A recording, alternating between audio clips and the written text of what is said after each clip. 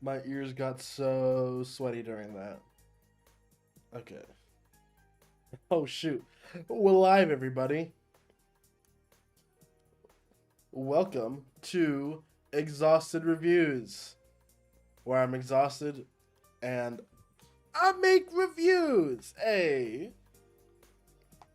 Trying a new format because I've been so exhausted I haven't even had time to just actually record videos. And if you're wondering why I've gone full VTuber, it's because it is just simply easier than having to worry about whatever background is behind me.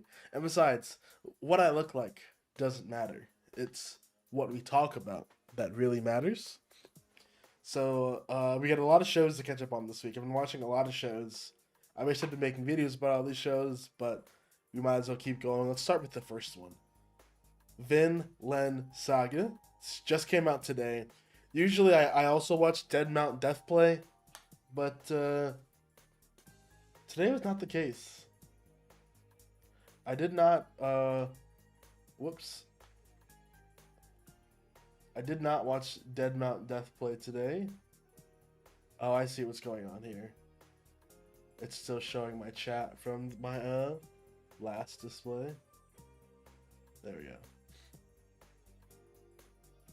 Honestly, I'll just hide you for now. I feel like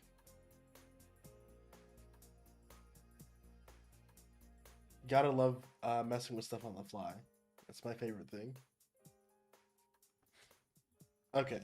Anyways, yeah, Vinland Saga this week was fan-freaking-tastic. If I do say so myself, and I do.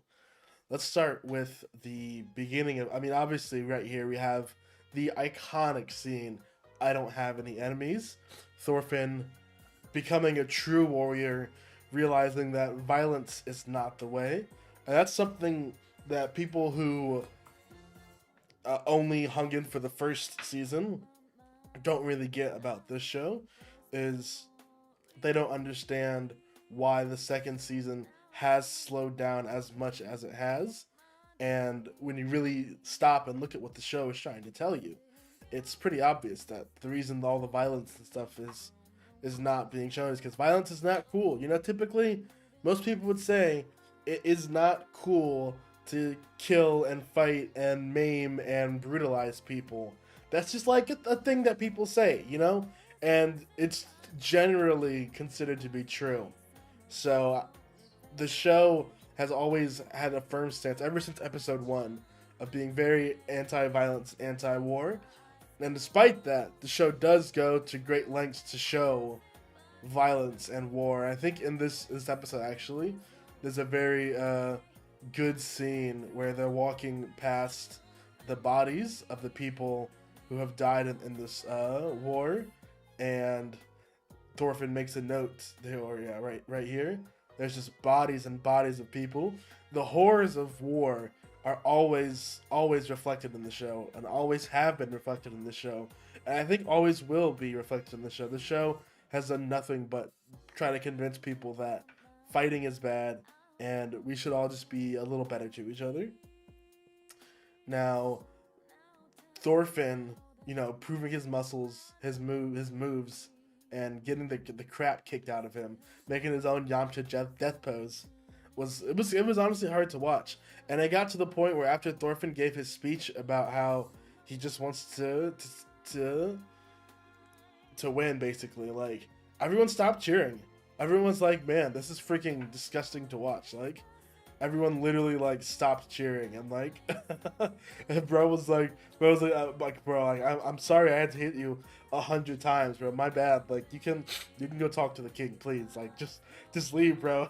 Nobody wants to keep watching this. Like, even when the Vikings feel bad, that's how you know this is like a really astounding display of courage and in resolve too. Resolve, especially the resolve to go through with that, and the resolve to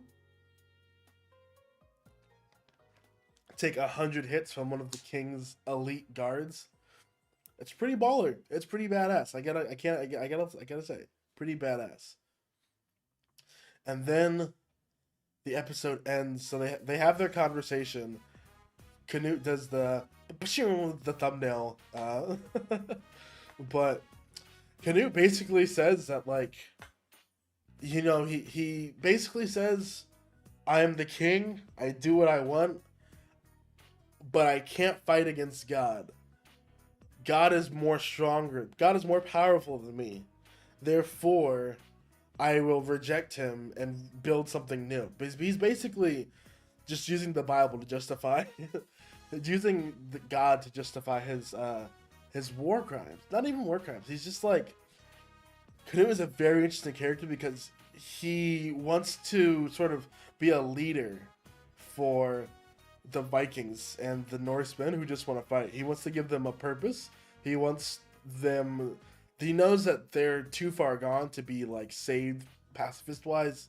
So he's trying to basically he's just using them as his muscle to carry out his will, and it's some kind of act of defiance, a rebellion towards God.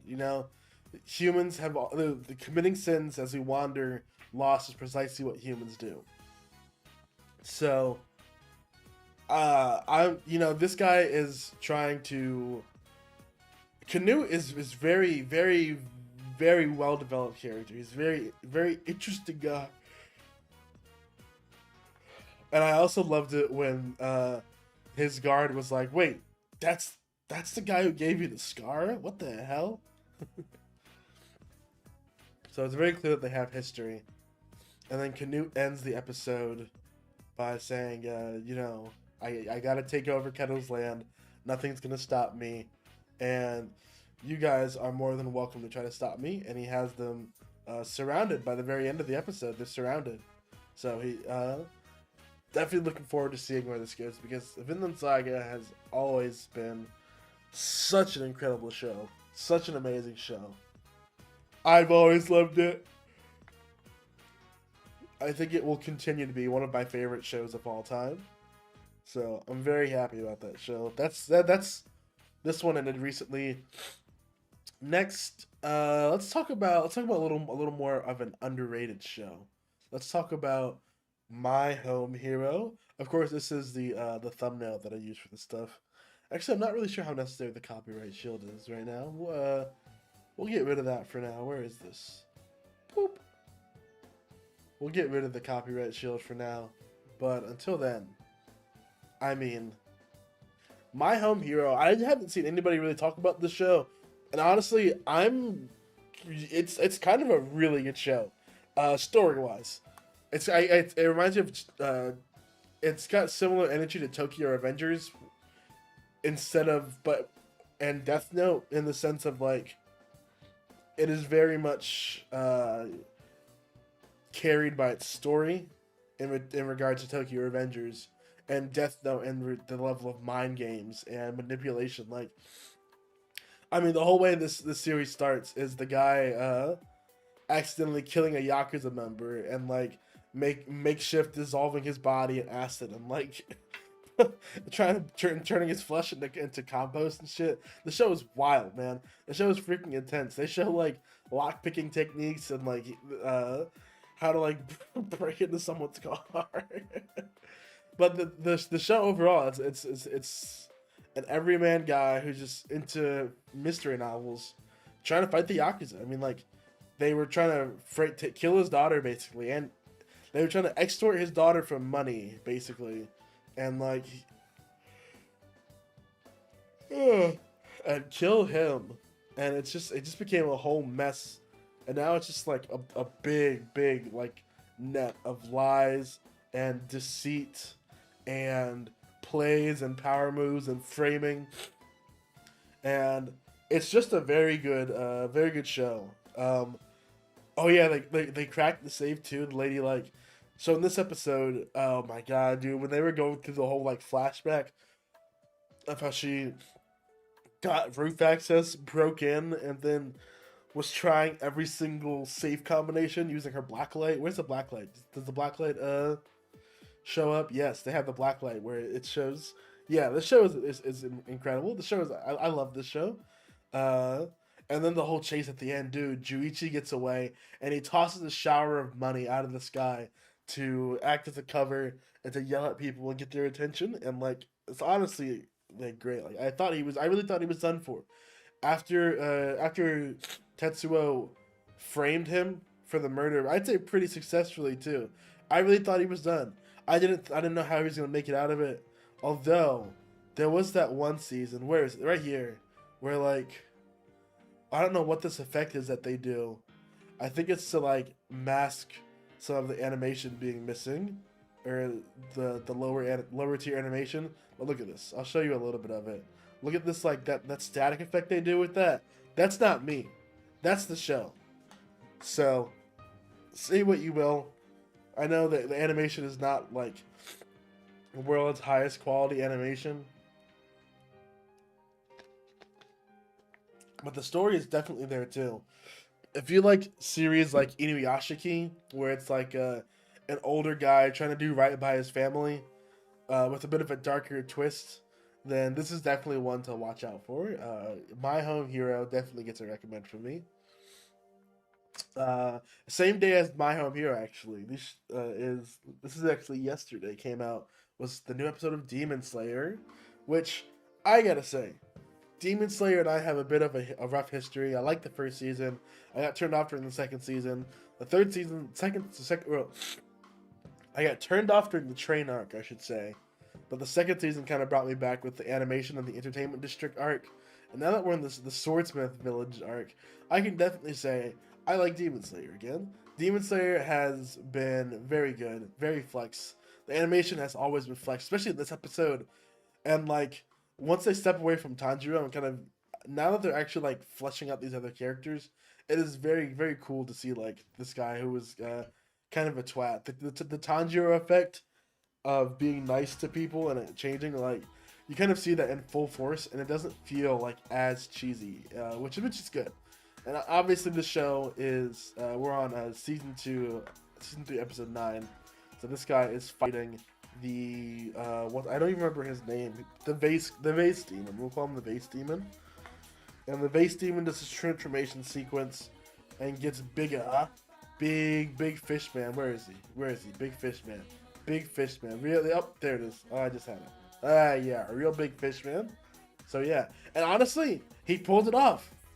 I didn't expect him to pull it off, but he did. He actually like beat him, and you know, like, progress was actually made, which is great. And also we see him pass out, which was funny. Not only that, but the kid survives, and because of the hill that Tanjiro gave him, which means that like, and the Tanjiro effect is kind of in full effect because Tanjiro talks to the Miss Hashira and told him to not be a dick all the time. The Miss Hashira saved the kid, and the kid was able to save him from the water bubble and survive too. So my man literally, and because of the flame of Rengoku that Rengoku passed on, and seeing him cry, I'm not gonna lie, it made me tear up a little bit because we actually have someone who knows Rengoku. So seeing him get sad, it was a little bit more different than Tanjiro, who like just met the guy. So you can really tell like the camaraderie they have. Speaking of Tanjiro, he of course has to fight the rock demon, which he gets goobed. My boys get absolutely goobed. There's no way this demon should be that strong. How is one member of the upper 5 literally fighting 3 people, but meanwhile, and like he had to split himself like 6 different times. Meanwhile, the guy, the vase jar, like basically would have killed the Miss Hashira in a 1v1. But this guy has gotten so pushed so far back into the corner, and his dragons just like, they make no sense. Where did they come from? Why are they all wood? But honestly, it is a cool effect. My boys over at Ufotable have really been fucking hard with this season. The absolute flex here, when she comes in and saves him. Oh my god, hold up. Where is this flex? The absolute flex in the animation. I legitimately had to run this back when I first saw it, because like, this sequence is just amazing. Let me put the copyright shield up. This sequence right here, where she's flipping in the air, that they completely fully and utterly just flexed for no damn reason. That flex was way too hard. They didn't have to do that, but they did, and I really appreciate it. This show, the animation of this show, is constantly just impressing me, and that's like the best quality. That's the best thing about the show, honestly, is the animation. And then I love the end card, how it's Zenitsu and Inosuke kind of be like, yeah, we're not in this arc, are we? Very fun, very good stuff, very fun stuff. I'm super enjoying like a lot of the shows this season, and Demon Slayer has finally really truly won me over. Even though there's not a lot of depth to Demon Slayer, like when you look at Vinland Saga, I could talk for a couple more minutes at least about the philosophy and Thorfinn's journey and Einar, and basically all of those characters could deserve their own little mini essay.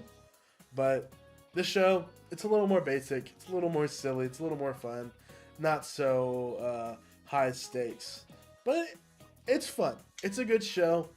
I take back a lot of I'm not necessarily take it back, but I let it be known from this day I am officially on the side of Demon Slayer being an okay show. I would give it definitely put it in the 8.5 range, just because the animation is good. The animation really carries a lot of the show. If this show had bad animation, it wouldn't work, but it does. So it does. All right, what is the next show I want to talk about? Let's touch. We just talked about Demon Slayer. Let's touch back in because I only have a few non-big shows. So let's do something a little more stylish. Let's go to Skip and Loafer. Skip and Loafer, y'all. This is wholesome. This show is amazing. I randomly started watching the show just because I liked the title, Skip and Loafer. I love titles that have the "and" in it. I don't know why. And you kind of get the premise of the show. She's obviously Skip because I mean look at her, and Loafer is. But anyways, this is like Horimiya level. Like the characters are better than Horimiya. Horimiya was okay, but like I really love the characters and their interactions in the show, and it just feels so real a lot of the times. And it's also like really really fun too. The characters are just. I love the dynamics. I love the way they bounce off each other. I love how much fun they have with each other. And seeing I forget her name. I'm gonna call her Mia. Seeing Mia go home, it was fun and cute and adorable. Seeing her hang out with her family and doing fireworks and talking with her friends from back home about the girl she likes. This is the kind of experience I wish I had. This is like the slice of life experience I wish I had of lighting fireworks on the beach in the summer and visiting my family and waking up with crazy bad head like this. It was nice. Mitsumi, that's her name. It was nice to see them kind of hang out, just have fun. And then when they come back, the school festival is of course underway. A lot of paperwork and stuff going on. And seeing the way that the two characters interact with each other, Sosuke, the way he beats himself up all the time, it's so sad to see. And they're really doing a good job at making me wonder, like, what the heck happened to this guy? What did he do when he was a silly child actor who didn't know any better? And why is that chick bringing him down? Because he really doesn't deserve it. They're really fun together, though. Mitsumi and Chima, whatever his name is, they're very fun. And just seeing her give him a cookie and her run off and him being like, man, I don't deserve love. You guys just move on without me. And then like the animation of her just running, you're dazzling too, which is like what they say in the opening. You're dazzling, but seeing her run and then turn around and come back and say, "You seem bummed out. Have a couple more cookies." It just warmed my heart because these two are These two are such good friends. And they have such a wholesome chemistry. And I really love seeing them together. They have a very I want what they have. They have something very special and very wholesome, and it's just something you really love to see. So, Skip and Loafer is I love it. It's beautiful. What an amazing show. Very wholesome. Keep watching it. I was so surprised by the characters and how deep they were, and I'm sure you all will be too when you give it a chance. All right. These next two shows are my Saturday shows, which we all know come out. I guess we're on Hell's Paradise now, so we might as well do Hell's Paradise season 1, episode 9. Man, this fight scene. This episode was like almost all fight scene. I'm pretty sure, and Mappa is killing it. God bless Mappa. Mappa, you beautiful bastards. You guys always make everything so amazing. They're doing Hell's Paradise and Vinland Saga this season. Granted, Vinland Saga has a different team, but man, Hell's Paradise, they really fucking are killing it with this. I gotta say, they are fucking just destroying this show. And the fight with the Tensen, bruh, this was nonstop hype. The thing fucking smashed him against the wall. Him realizing like, oh, I can fucking kill this thing, and then like him actually like doing damage on it. What did he do to this thing? I can't even remember. Like, I think he like just punched him so hard his titties came out. And then oh yeah, the fight scene, bro. Him going the full freaking 7-page aura on him was incredible.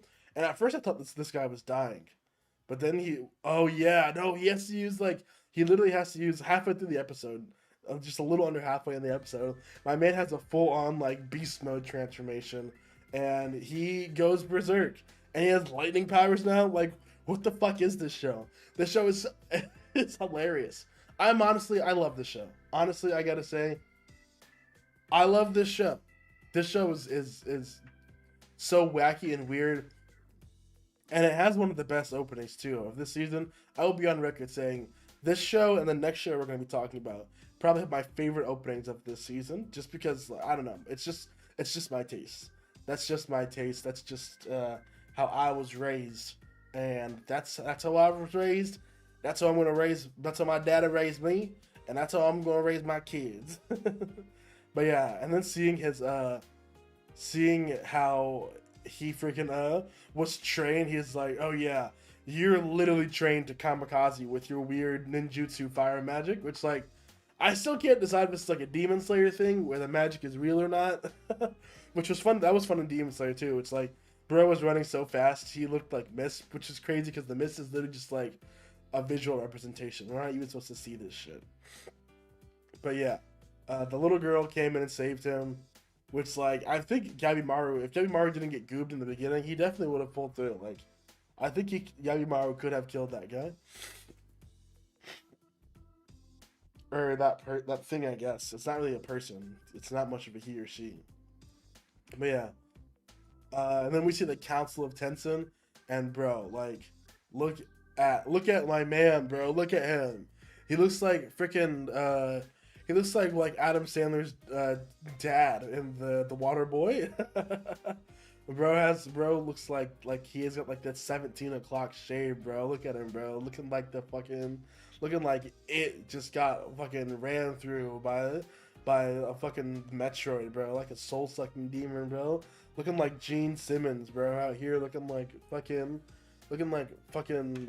non-binary, like fucking great grandma. Oh my god, bro. But yeah, most of this episode was just fight. Most of this episode was just fight, and yeah, him being like, they're not Hermans or God, they're monsters, just like the rest of them, so I can kill them. And this guy pulling up with his little kid shinobi right over here was it was fun. This was I hope that I'm pretty sure they're obviously not gonna kill him, but still, just like seeing this is like, man, what a show. I wonder how they're gonna react, how this is gonna go on next. He looks like he might even have one arm. Honestly, I don't know. These guys are so freakishly overpowered that like anything can really happen in the show. I mean, what's his name was able to climb his way out of the pit. Oh my god, them talking about how they screwed his woman the other day too. That was also pretty freaking funny. But yeah, where is it? I just saw it too. Oh no.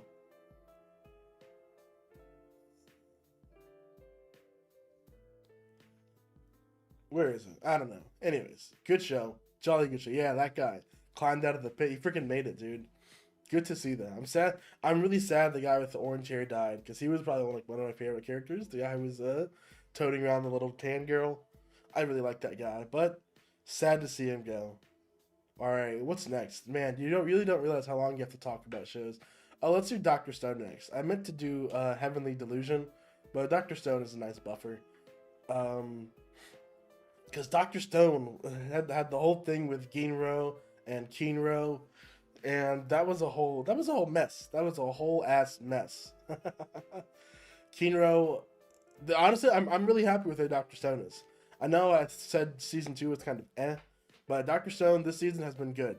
The whole crew getting petrified was wild, and them basically making stink bombs was kind of hilarious. And this dude right here, the chief with the bug eyes, bro. This guy is a menace, bro. This guy is absolutely horrifying. But they've done a really good job this season with like of getting us to the new world and then increasing the tension like halfway through the season by literally petrifying half the cast who just arrived there. And I think they pulled off a very successful stealth mission, and they got the lab back. And obviously the stuff with what's her name, Hideko is hilarious. This girl is just beyond saving. Like she will never be a prim and proper princess, and I don't think the world needs her to be like that anyways. And then of course, Girl Ginro is Ginro and Drag is obviously an iconic moment for the series. Not to mention just an iconic moment for effeminate people everywhere to see such amazing representation. Dr. Stone is going to in a really good place. The science stuff isn't as pronounced as it was in earlier season, but I think the story has finally caught up to the point where this is also hard too, of like Kohaku about to blow her cover and this guy stepping in. But I think this show has done a decent job. I think this show has done a decent job of keeping me entertained, especially this season. You've had a lot of good developments and advancements, and it's just been good fun. It's been real fun. It's been real nice, real fun seeing this happen. I'm enjoying it. Dr. Stone is you could have win from me. All right, now we can talk about this. Has been hands down one of my absolute favorite shows in a long time. Heavenly Delusion. Where do I even begin? I wish I had started talking about this sooner, but Heavenly Delusion has absolutely, like, I don't want to say changed my life, but watching this show just gets me so inspired, like, creatively. I don't know what it is about this show. We'll really focus in on this episode and save things for like a seasonal review, but this show, they followed an older character who I didn't think they would come back on. I like the way the show does its storytelling because they don't really give everything to you off rip. Like, they start this episode off with them just in a car, and you don't know where this comes from, and then you find out that they reconvene with the guy from the last episode. I think it was the last episode who said he was a breeding pig who lied about it. Turns out it was actually true. So they go to the town where the breeding station was. Turns out there's a man-eater there, and he freaking it's like a White Album from JoJo's Bizarre Adventure. Literally White Album. It's literally an AoE frost effect. So and the show does a really great job. I love the emotional beats this show hits, because after we get about halfway through the show, they nearly get goobed by the discount White Album, and she tells them, like, yeah, place is abandoned, there are no kids there, and she hits them with the don't lose hope. You know, the man leader could have been living there after they left. You know, like they could have left because it got there and they made it safe, and it just like it's living there now. We don't know what happened. Don't give up hope. And then lo and behold, freaking his homies show up right when he was about to give up hope, and they bring him back, and they've been taking in his son, and his son has been alive and well, and he's vibing, and it's great. It's happy. It's real happy, and then boom, freaking another man eater, and then at this point you kind of realize like what's going on, of that like when she's like running with the kid, and then you kind of realize like, oh my god, this kid is literally has man eater powers. Like this kid, because he was born here, I guess because he was born like after the collapse, I guess he has like powers now from the man eater that was like stalking them. They don't explain it. They don't explain it at all. And then oh my god, the pregnant girl and the facility, bro. So much shit is going on. I really hope the show like it gets 24 episodes because like I want this show to go on more. And then the hilarious part at the end after they do their goodbyes, and he gives him his white car. And I didn't get it at first, but apparently like I'm kind of confused what happens. So they bring in a new class, but also like I need to rewatch this scene because I'm pretty sure his whole story about being about the girls getting executed, it must have been a lie. It looks like he killed them and then like took his son. But also at the end of the show, he steals their car. So like I have no idea. Like this guy is kind of a scumbag. This guy's kind of a douchebag. He steals the car and then he just drives off with his son. So like we're still finding out a lot about this show. This show has done a great job and just like stringing me along and really leaving me guessing like where the show is going to end up at, where the show's going to be, what all these questions and mysteries are that we still have yet to answer. What the heck is going on with this show? And that's what we're figuring out. So again, Heavenly Delusion. I love this show so much. I love everything that's going on, and I'm still trying to figure out the connection between the kids in the orphanage and the kids in our world. I know it's got to be some kind of reincarnation or something, or brain transplant. I don't know, but we're gonna have fun and find out. Before we get to the big show, let's touch up on one last show. We got Konosuba and Explosion in This Wonderful World, and this is like honestly, I've mixed feelings about this show because the sense of humor of people being just horrible only lasts like so long, and I wasn't really a big fan of the arc in the city, but this episode was actually a good episode. I really liked it. This weird demon lady came back, and Megumin got to lay off a crazy powerful. We actually get to see. I think this is Kazuha like entering the city, which is actually hilarious. That like, I really wonder if you can like trace back how the canon of this show goes, comparing this show to the original Konosuba. But happy to say this was a good episode. Overall, the show isn't as funny as Konosuba, and since it only has Yunyun and Megumin to work with his characters, and they're a bit one note. So other than that, good show though. And all right, tomorrow is gonna be a big day. Oshinoko videos. I might actually just stream my reactions from now on, so I don't have to do like a weekly roundup so much.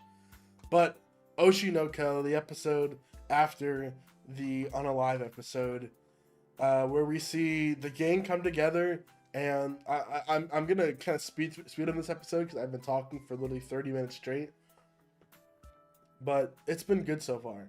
This show, exploring the underbelly of the idol culture and just like reality shows, and the show that I've worked on sets before, and just seeing how well they translate this stuff it's really cool. I like the author of this clearly has like some kind of either involvement or insight or connection into like social media and stuff, or has been like studying it, because social media and just like acting in general, like being on set, because they do a lot. They get a lot of stuff right on this show, and I don't know how they do it, but they do.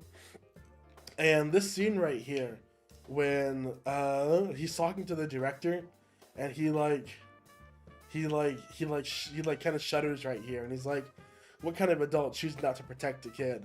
This scene is definitely projection.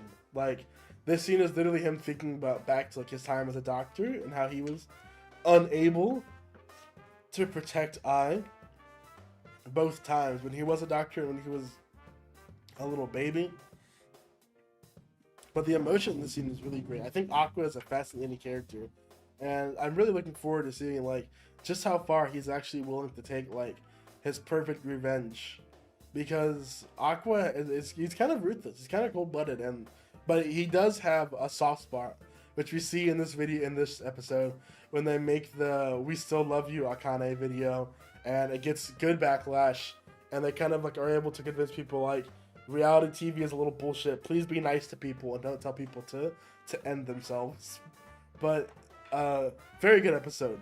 And then the girls at the end being like, so what kind of guys do you like, Aqua? And him being like, I'm obsessed with my mom.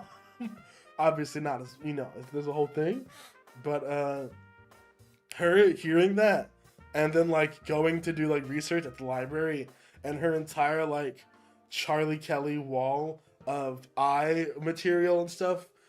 I'm so hyped for tomorrow. Tomorrow is going to be a fire episode, because tomorrow we get to see Akane comes in, she plays her little cute act, and then when everyone goes away and all the cameras come on, and she pulls up a freaking mirror match. The beast has been unleashed. Aqua has the eye things going on now. Aqua has brought upon a beast. He has awoken a beast, a true monster. Akane, who knows what she's gonna do? Well, we're gonna find out. We're gonna find out tomorrow. I'm so hyped. The show has I don't know if the show has changed my life. The show has definitely like been really fucking good. I wish I had more to talk about right now, but I'm really just saving my excitement for the next season, and also realizing that just like, man, talking for like 35 minutes straight really takes a lot out of you. So I'm gonna end the video there. We're gonna end the stream here. It'll be up on the channel, and if you guys like this, or if you think daily updates are better, let me know, and I'll try to see what I can do. Maybe I'll do this twice weekly. We'll see.